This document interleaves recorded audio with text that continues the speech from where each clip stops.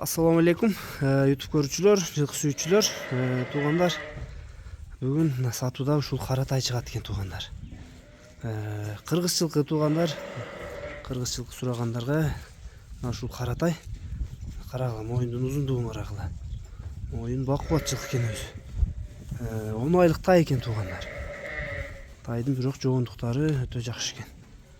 Алдарты, колу, моюндун жогондуктары, узундуктары азыр кабак башында көрсөтүп берейин.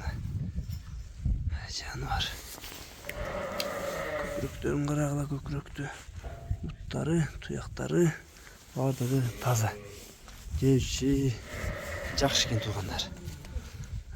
Азыр бааларын дагы сурап берем.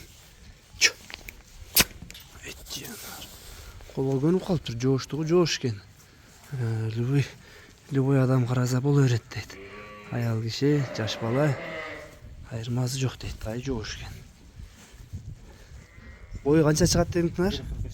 1.43 чыгат, Бул жаныбар кыргыз жылкынын жоонунан экен да бул, Бул каяктан келген сагатыңар? Булар Чүйдөн келген. Чүйдөн келген, Бунун баазын канча дейбиз? 95 миң. 95 миң. Кеми барбы? Кеми болот, жакшы. Баазы 95 миң, кеми бар экен туугандар. Сурайсыңар. Ушул кара тайдын баазы 95 миң, кеми бар. Адрестер Аксы району, Кош Төбө айылында. Номерлерди ар дайым кудай кылып алдына жазып калтырабыз. Дагы Тынарбекте башка тайлары да бар экен. Канча тай чыгат өзү бүгүн общий? Менден 3 чыгат. 3 тай, 3 тай сурай бересиңер туугандар. Кимге жаккан болсо номерлерине байланышка чыгып.